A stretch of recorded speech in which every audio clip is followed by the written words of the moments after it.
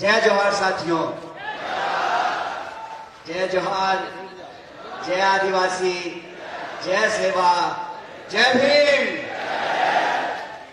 साथियों, मैं सबसे पहले इस आदिवासी महापंचायत में आए हुए मध्य प्रदेश के अलग अलग इलाके से जो हमारे आदिवासी भाई बहन हैं, उनका मैं क्रांतिकारी इस्तकबाल करता हूं, उनका हार्दिक अभिनंदन करता हूं और मैं आभार व्यक्त करना चाहता हूं इस कार्यक्रम को आयोजित करने वाली पूरी टीम को। मैं आभार व्यक्त करना चाहता हूं मध्य प्रदेश के हमारे नेता पूर्व मुख्यमंत्री आदरणीय कमलनाथ जी का, पूर्व मुख्यमंत्री आदरणीय दिग्विजय सिंह जी का और तमाम लोग जो यहाँ मौजूद हैं, मीडिया के साथी, पुलिसकर्मी, इंदौर शहर के बाशिंदे, आप सबका मैं शुक्रिया अदा करता हूँ, आपको धन्यवाद ज्ञापित करता हूँ। दोस्तों, बिना किसी औपचारिकता के सबसे पहले तो इस आदिवासी महापंचायत में आदिवासी विद्यार्थियों के द्वारा जो मांग पत्र रखी गई है, उस मांग पत्र का मैं समर्थन करता हूं। इस मांग पत्र का मैं हार्दिक अभिनंदन करता हूं और यह जो मांग पत्र है, इस मांग पत्र को जब मैं पढ़ रहा था, हमारे क्रांतिकारी साथी ने क्रांतिकारी लहजे में यह मांग पत्र रखी है, क्योंकि हम आपसे भीख नहीं मांग रहे हैं, ये हमारा अधिकार है, आपको देना पड़ेगा, अगर नहीं देंगे तो छीन करके लेंगे, इस बात को याद रखिएगा। तो इस मांग पत्र को पढ़ते हुए जब मैं इसके एक एक डिमांड को पढ़ रहा था, एक जगह लिखा हुआ था आदिवासी महापुरुषों। दोस्त, आदिवासी समाज में महिला और पुरुष नहीं होता है। आदिवासी आदिवासी होता है, जितनी महिला का योगदान है उतना ही पुरुष का योगदान होता है। तो हम अपनी संस्कृति को नहीं छोड़ेंगे, हम अपने इतिहास को नहीं छोड़ेंगे और हमको किसी और की संस्कृति और किसी और के इतिहास में अपने आप को एडजस्ट करने की जरूरत नहीं है। ये दूसरे समाज में होता होगा, महिला और पुरुष, आदिवासी समाज में महिला और पुरुष नहीं होता है। होता है क्या? हमारी बहनें बैठी हुई हैं, हमारे भाई बैठे हुए हैं, हमारे घर में, हमारे परिवार में जितनी इज्जत पुरुष का है उतनी ही इज्जत महिलाओं का भी होता है। यही आदिवासी होने की पहचान होती है। मैं आपसे आग्रह करता हूं कि आप महापुरुषों की जगह महामानव शब्द का इस्तेमाल करना शुरू कीजिए। अन्य मांगों को जब मैं पढ़ रहा था, यह जो मांग है, इस मांग के लिए मैं यह बात आप सबके सामने साझा करना चाहता हूं कि हमारे साथी ने कहा कि अब हम बोलना सीख गए हैं, अब हम राजनीति भी समझ रहे हैं, अपनी मांग भी हम मनवा लेंगे। और यह जो बोलने का इतिहास है, यह एक लंबा संघर्ष है, एक लंबी लड़ाई है और इस संघर्ष में आपने बार बार देखा होगा कि किस तरीके से हमारी लड़ाई को गुमराह करने की कोशिश की जाती है, उसको भटकाने की कोशिश की जाती है। सबसे पहले जो हमारी पहचान है आदिवासी, उसको आजकल वनवासी करने का प्रयास किया जा रहा है। बोलिए, अगर वन में रहने वाले लोग वासी हैं तो जो लोग फ्लैट में रहते हैं उसको फ्लैट वासी कहना शुरू कर दें क्या? अरे भारत में रहने वाला हर कोई भारतवासी है, लेकिन इस जमीन पर सबसे पहले जो उन्होंने रहना शुरू किया, निवास करना शुरू किया, वो आदिवासी हैं और ये सम्मान की बात है, ये गर्व की बात है। जो इस बात को गुमराह करना चाहते हैं, उनकी राजनीति आपको समझना पड़ेगा।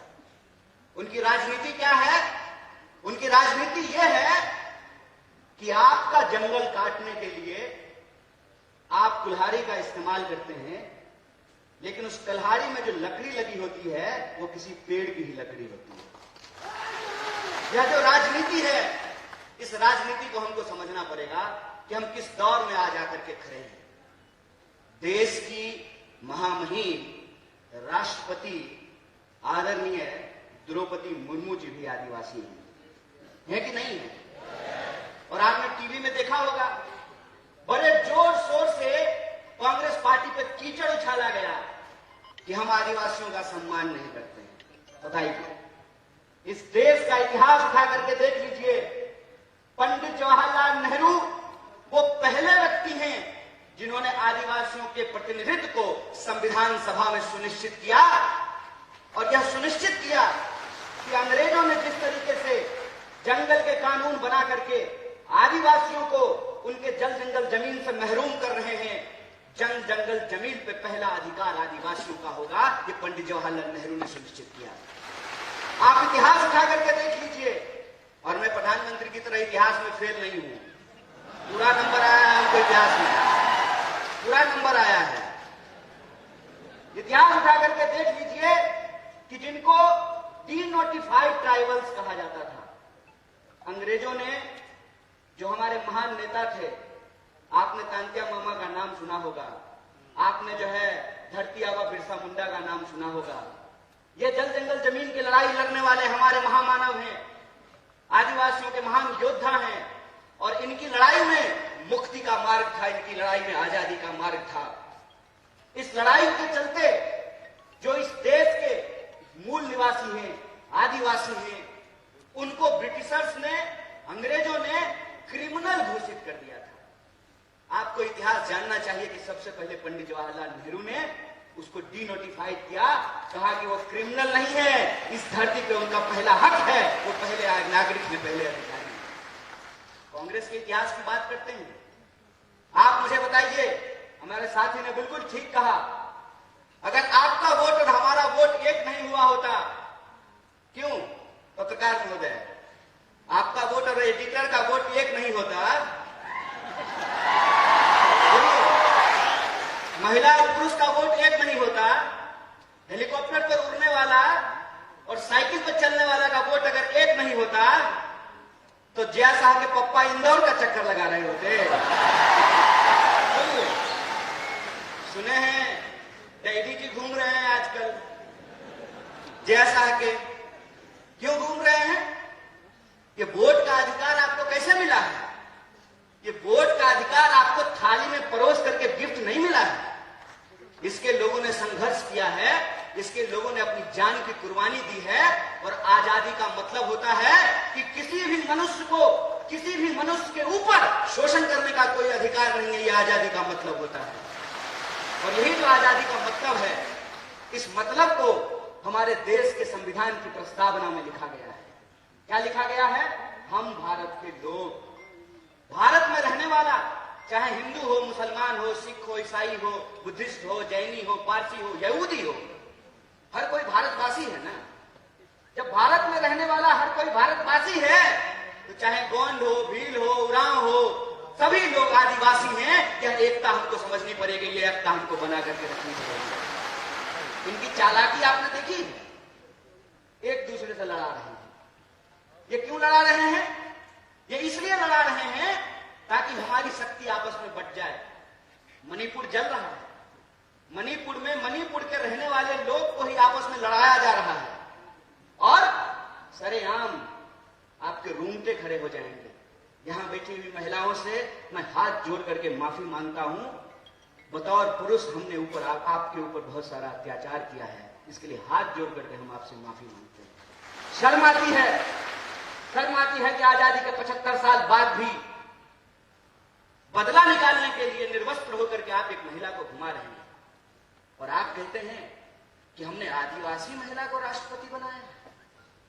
आप एक आदिवासी महिला को राष्ट्रपति बनाए हैं और एक आदिवासी महिला को निर्वस्त्र करके घुमाया जा रहा है, और महामहिम अपने मुंह से एक शब्द नहीं बोलती है। यह बात हमको समझनी पड़ेगी कि लकड़ी काटने वाले कुल्हाड़ी में भी लकड़ी लगा होता है। इस राजनीति को हमको समझना पड़ेगा। हमको समझना पड़ेगा कि अगर जो हमारा वोट और आपका वोट एक है, महिला और पुरुष का वोट जो एक है, हेलीकॉप्टर पर चलने वाला और फॉर्च्यूनर पर चलने वाला और टूटी हुई साइकिल लेकर चलने वाला का वोट जो एक है, यही वोट की ताकत है कि यह जमहूरियत जिंदा है, यह लोकतंत्र जिंदा है। 5 साल के लिए ही सही, 5 साल के लिए ही सही, इनको जनता के बीच जाना पड़ता है, जनता की अदालत में आना पड़ता है, और अपनी नाकामियों को छुपाने के लिए तरह तरह का झूठ बोलना पड़ता है। अभी हमको एक पत्रकार पूछ रहे थे कि गृह मंत्री ने कहा है सुंदर नाम रखा है नरोत्तम, नड़ों में उत्तम, और काम कैसा है? निकृष्टम। कैसे है निकृष्टम? निकृष्टम ऐसे है कि भाई तुम सरकार चला रहे हो, 20 साल से तुम्हारी इस प्रदेश में सरकार है और तुम विपक्ष की तरह सवाल पूछ रहे हो। है दम चैलेंज करते हो यहां से खड़ा होकर के। इंदौर में 2 गृह मंत्री है, चैलेंज करते हैं कि अगर हमने गलत किया है तो हमको इंदौर की जेल में डालो, अगर हमने गलत नहीं किया है तो देश को गुमराह करना बंद करो, देश से माफी मांगो, बकवास करना बंद करो। हमको मालूम है कि ये झूठ क्यों बोलते हैं। ये झूठ इसलिए बोलते हैं क्योंकि हमारे सच का सामना नहीं कर सकते हैं। करेंगे हमारे सच का सामना। सच ये है कि इनका बेटा विदेश पढ़ने के लिए गया है, मामा का। और मामा के संदर्भ में मैं आपको बता दूं, मेरा नाम कन्हैया है और कन्हैया ने कंस का वध किया था और कंस भी मामा था। ये संदर्भ मैं इसलिए बता रहा हूं कि हमको सच्चाई आंख खोल करके देखने की जरूरत है। इस प्रदेश में गरीब के लिए महाविद्यालय नहीं बनेगा, गरीब के लिए विश्वविद्यालय नहीं बनेगा, गरीब के लिए छात्रावास नहीं बनेगा। क्यों? क्योंकि जब मुख्यमंत्री का बेटा विदेश पढ़ने के लिए जाएगा तो आदिवासी के लिए महाविद्यालय क्यों बनाएगा? और जब चुनाव आ गया है, 20 साल से सरकार चला रही है, जब चुनाव में 20 महीना बचा है, तब इनको बहन लाडली की याद आई है और क्या कह रहे हैं कि हम 2000 रुपया दे देंगे। चाचा, आप 2000 रुपया अपने पास रखिए। ये बताइए कि 350 का सिलेंडर 1400 रुपए में क्यों मिल रहा है? 750 रुपया तो रिचार्ज कराने में लगता है। बहनें यहां पे बैठी हुई हैं, 2000 रुपया दे दीजिएगा तो 2 महीना ठीक से 2 मोबाइल रिचार्ज भी नहीं हो पाएगा।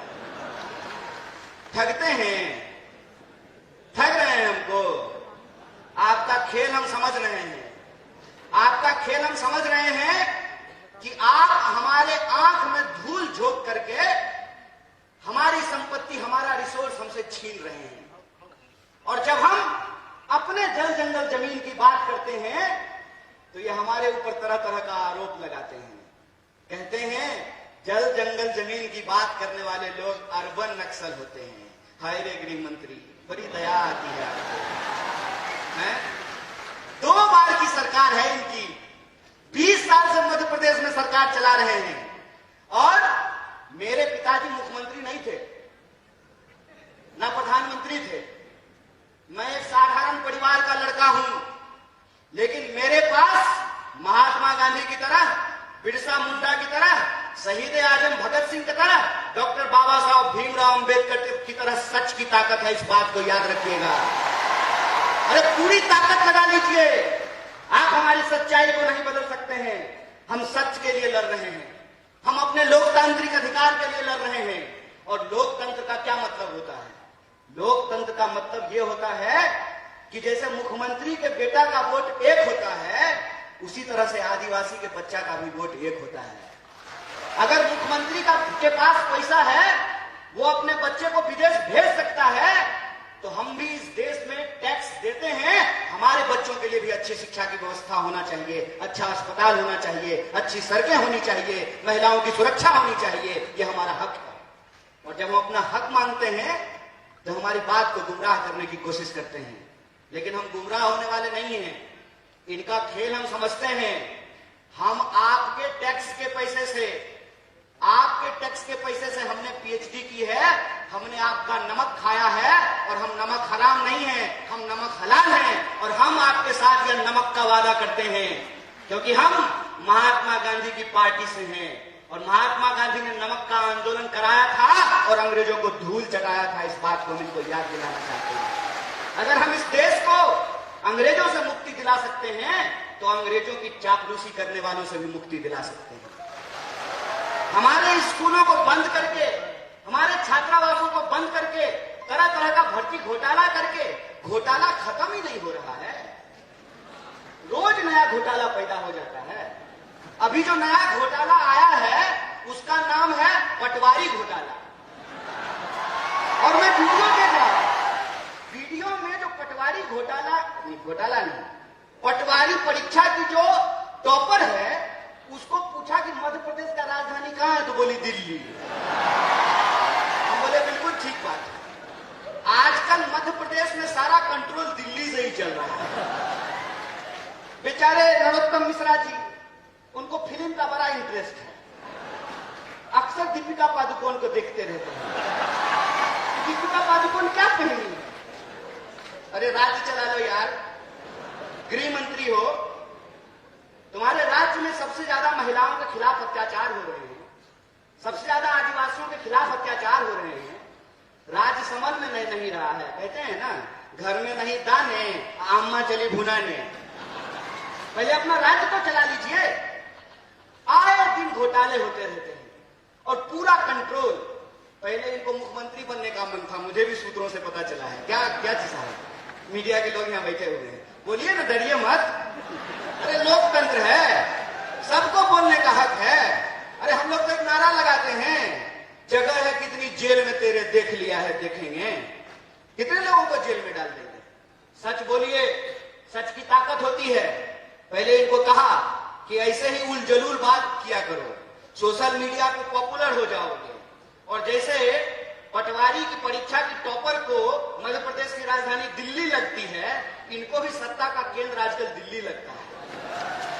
और जब चुनाव आता है तो दिल्ली इंदौर में घूमना शुरू कर देता है। आजकल दिल्ली इंदौर घूम रहा है। तो जब आ ही गए हैं नेकी और पूछ तो इनसे पूछ लेना चाहिए कि क्यों घोटाले पे घोटाले हो रहे हैं, क्यों आदिवासियों के खिलाफ अत्याचार हो रहे हैं, क्यों महिलाओं के खिलाफ अत्याचार हो रहे हैं, क्यों आपके द्वारा किए गए एक भी वादे पूरे नहीं किए गए। और जब चुनाव आया है, लाडली योजना, समझ रहे हैं साहेब, अपने लाडले के लिए लाडली योजना लेकर के आए हैं। साहब, ये सच्चाई हम देख रहे हैं। इस सच्चाई को मैं अपने आदिवासी भाई बंधुओं से कहना चाहता हूं, अपनी बहनों से कहना चाहता हूं कि ये मौका है कि जो 20 साल से आपने अत्याचार झेला है, उस अत्याचार का आपको बदला लेना है और उनको एहसास कराना है कि राजा का बेटा राजा नहीं होगा। ये लोकतंत्र की ताकत है। और लोकतंत्र की ताकत ये है कि सब लोगों को चुनाव लड़ना पड़ता है।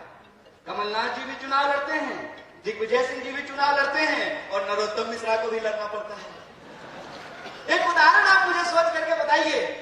और यहाँ पे चूंकि कांग्रेस के वरिष्ठ नेता मौजूद हैं और हमारे आदिवासी भाई बंधु हैं, इसलिए कहना जरूरी है कि श्रीमती गांधी को 2 बेटे, संजय गांधी और राजीव गांधी, दोनों कांग्रेस में थे। बाद में संजय गांधी जी की पत्नी बीजेपी में चली गई, चुनाव लड़ी, चुनाव जीती। राजीव गांधी जी की पत्नी भी चुनाव लड़ी, चुनाव जीती। तो बीजेपी में लोकतंत्र कैसे है और कांग्रेस में राजतंत्र कैसे है?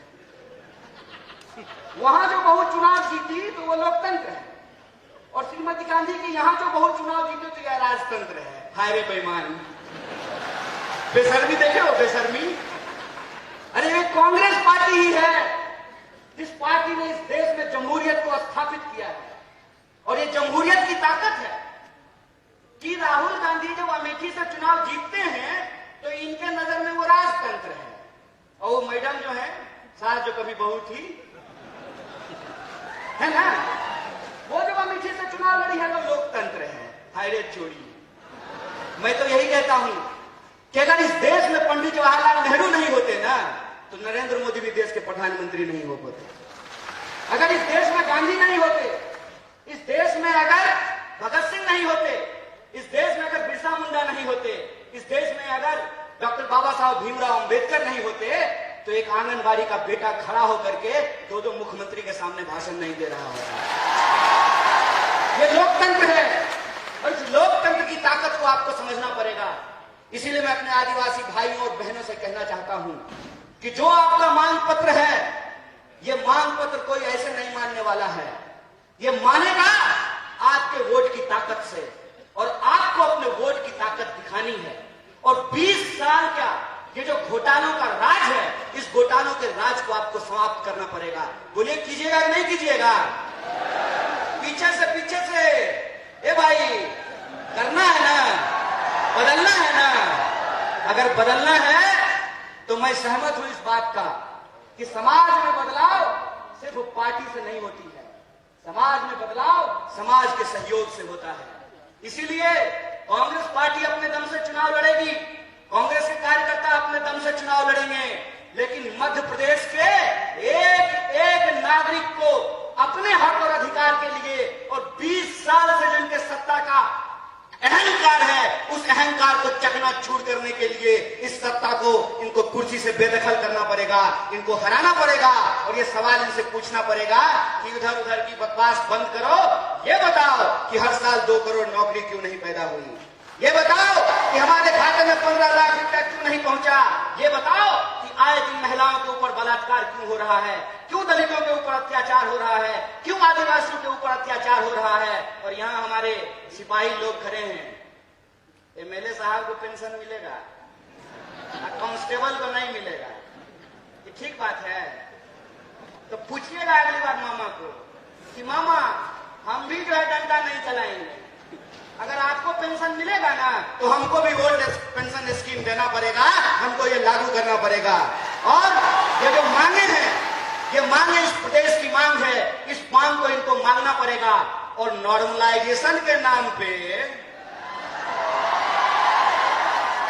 नॉर्मलाइजेशन के नाम पे जो बेईमानी चल रहा है, तो जैसे ये आपके नंबर का नॉर्मलाइजेशन कर रहे हैं ना, आपको इनकी सीटों का नॉर्मलाइजेशन करना पड़ेगा। बोलिए कीजिएगा कि नहीं कीजिएगा? अगर कीजिएगा तो मध्य प्रदेश में परिवर्तन होगा, और सिर्फ मध्य प्रदेश में परिवर्तन नहीं होगा, इंदौर से परिवर्तन की लहर दिल्ली तक पहुंचेगी और दोनों गृह मंत्री फिर से तरीपार होंगे, ये हमारा पूरा भरोसा है। इसी आशा और विश्वास के साथ आप तमाम लोगों को एक बार फिर से शुक्रिया अदा करते हुए, धन्यवाद कहते हुए अपनी बात को खत्म करूंगा। शुक्रिया। इनकलाब जिंदाबाद। जय आदिवासी, जय हिंदुस्तान, जय कांग्रेस।